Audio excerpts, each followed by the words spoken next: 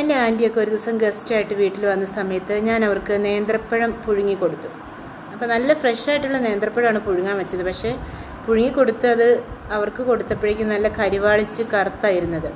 അതിൻ്റെ പ്രധാന കാരണം ഞാനത് ആവിയിൽ വെച്ചിട്ടായിരുന്നു വേവിച്ചിരുന്നത്. ഞാൻ അങ്ങനെയാണ് യൂഷ്വലി വേവിച്ചിരുന്നതും. അപ്പോൾ എൻ്റെ ആൻറ്റിയാണ് പറഞ്ഞത്, ഇതിങ്ങനെയല്ല, ഇത് കളറൊന്നും മങ്ങാതിരിക്കാൻ വേണ്ടിയിട്ടൊരു പുതിയ ടെക്നോളജി ഉണ്ട്, അതനുസരിച്ച് ചെയ്യാൻ പറഞ്ഞ് ഞാൻ അതുപോലെ ചെയ്ത് നോക്കി.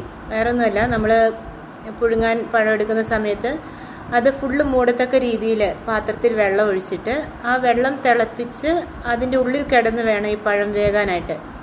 ഞാനങ്ങനെ പരീക്ഷിച്ച് നോക്കിയപ്പം ആൻറ്റി പറയുന്നത് വളരെ കറക്റ്റാണ്.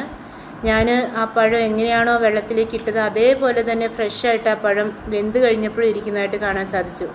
നല്ല മഞ്ഞ കളറുള്ള തൊലിയായിരുന്നു അതിൻ്റേത്. അതേപടി തന്നെ ആ ഒരു ഫ്രഷ്നെസ്സോടുകൂടി എനിക്കത് കിട്ടി. അപ്പോൾ എനിക്ക് മനസ്സിലായത്, ഞാൻ ഇത്രയും നാളും എനിക്ക് ഇതിനെക്കുറിച്ച് അറിവില്ലായിരുന്നു. അപ്പം ഞാനൊരു കാര്യം ചിന്തിച്ചത് എന്താണെന്ന് വെച്ചാൽ, നമ്മൾ വിവാഹിതരാകാൻ പോകുന്ന ദമ്പതികൾ അവർ വിവാഹത്തിലേക്ക് പോകുമ്പോൾ അവർ ഏറ്റവും സുന്ദരനും സുന്ദരിയായിട്ടാണ് കാണപ്പെടുക. അവരുടെ മൈൻഡ് വളരെ ഫ്രഷായിരിക്കും, അവരുടെ മുഖം വളരെ ഫ്രഷായിരിക്കും, അവർ എപ്പോഴും വളരെ സന്തോഷത്തിലുള്ളവരായിട്ടാണ് കാണപ്പെടുക. ഏറ്റവും സുന്ദരനും സുന്ദരിയായിട്ടിരിക്കാൻ അവർ അന്നേ ദിവസം ഏറ്റവും പരിശ്രമിക്കുകയും ചെയ്യും. കാരണം വിവാഹത്തെക്കുറിച്ചുള്ളവരുടെ കാഴ്ചപ്പാടനുസരിച്ച് ഏറ്റവും സന്തോഷകരമായൊരു ജീവിതമാണ് ദാമ്പത്യ ജീവിതം എന്ന് പറയുന്നത്. അങ്ങനെ കടന്നു വരുന്ന പലരും പിന്നീട് അങ്ങോട്ട് അവരുടെ രൂപം തന്നെ മാറിപ്പോകുന്ന, മുഖമെല്ലാം വാടി, ജീവിതത്തിൻ്റെ പ്രാരാബ്ദങ്ങളാണ് എന്നൊക്കെ പറഞ്ഞ് നമ്മളോട് റീസൺ പറയാറില്ലേ ചിലരെങ്കിലും.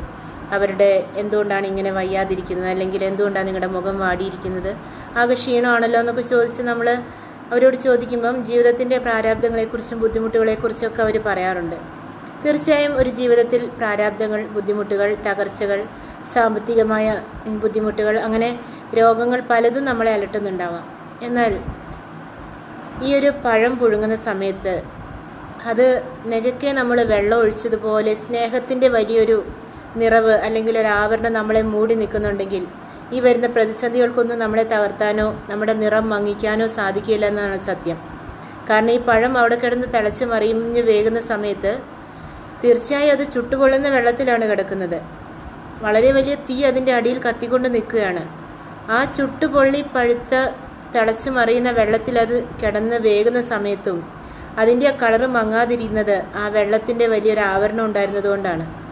ഇതുപോലെ സ്നേഹത്തിൻ്റെ വലിയൊരു ആവരണം നമ്മളെ മൂടുന്നുണ്ടെങ്കിൽ ദമ്പതികളുടെ ജീവിതത്തിൽ എന്തെല്ലാം വലിയ പ്രതിസന്ധികളുണ്ടായാലും പ്രശ്നങ്ങളുണ്ടായാലും അതൊന്നും അവരെ ബാധിക്കുകയില്ല. അവർ രണ്ടുപേരും കൂടെ വളരെ ധീരമായി തന്നെ അതിനെ നേരിടാനായിട്ട് ഉള്ള കഴിവ് ആർജിക്കും എന്നുള്ളതാണ് സത്യം.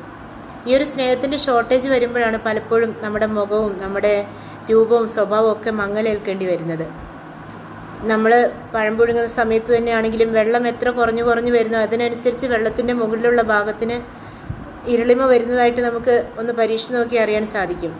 വെള്ളമുള്ള ഭാഗത്ത് മാത്രമേ ആ കളറ് നിലനിൽക്കുകയുള്ളൂ, ബാക്കിയുള്ള ഭാഗം കറുത്ത് കരിവാളിച്ച് പോകുന്നതായിട്ട് കാണാം. ഇതുപോലെ നമ്മുടെ ജീവിതത്തിലെ പ്രതിസന്ധികളെ സ്നേഹത്തിൻ്റെ വലിയൊരു ആവരണത്തോടുകൂടി, സ്നേഹത്തിൻ്റെ വലിയൊരു സമൃദ്ധിയോടുകൂടി നേരിടാൻ സാധിച്ചാൽ ഏതൊരു പ്രശ്നവും നമ്മുടെ മുമ്പിൽ ഒന്നും അല്ലാതായിത്തീരും. നമ്മൾ ഈ പഴം പുഴുങ്ങി പാകമാകുന്നത് പോലെ പാകമാകുന്ന ഒരു കാലമുണ്ട്, നമ്മുടെ ജീവിതാവസാന കാലം. അത്രയും ആ കാലത്തും നമ്മൾ ഫ്രഷായിട്ട് നിൽക്കണമെങ്കിൽ നമ്മുടെ മനസ്സും നമ്മുടെ ചിന്തകളും നമ്മുടെ ദാമ്പത്യവുമെല്ലാം ഏറ്റവും സ്നേഹത്തോടെ നമുക്ക് ആസ്വദിക്കാൻ കഴിയണമെങ്കിൽ ഈ വലിയൊരു സ്നേഹത്തിൻ്റെ ആവരണം കൂടിയേ തീരൂ. എവിടെയൊക്കെ സ്നേഹം കുറയുന്നു അവിടെയൊക്കെ ആ ഒരു സൗന്ദര്യം നഷ്ടപ്പെടുന്നതായിട്ട് നമുക്ക് കാണാൻ സാധിക്കും. അതുകൊണ്ട് എല്ലാവർക്കും ഈ കുഞ്ഞൊരു എക്സാമ്പിളിൽ കൂടെ ഞാനിതൊന്ന് എക്സ്പ്ലെയിൻ ചെയ്ത് തരാമെന്ന് വിചാരിച്ചിട്ടാണ് ഇത് പറഞ്ഞത്. അത് നിങ്ങൾക്കതൊന്ന് പെട്ടെന്ന് മനസ്സിലാവാൻ വേണ്ടി കൂടിയാണ്. അപ്പം തീർച്ചയായും നമ്മുടെ ഈ ഒരു സ്നേഹത്തിൻ്റെ ആവരണം അല്ലെങ്കിൽ അതിൻ്റെ ഒരു മൂടുന്ന അവസ്ഥ കുറഞ്ഞു പോകാതിരിക്കാനായിട്ട് നമുക്ക് പരിശ്രമിക്കാം. സന്തോഷവും സ്നേഹവും സമൃദ്ധിയും സൗന്ദര്യമൊക്കെ നിറഞ്ഞൊരു ദാമ്പത്യമാണ് നമ്മൾ ആഗ്രഹിക്കുന്നതെങ്കിൽ തീർച്ചയായും ഈ ഒരു സ്നേഹമാകുന്ന ജലം കുറയാതിരിക്കാനായിട്ട് നമുക്ക് ശ്രദ്ധിക്കാം.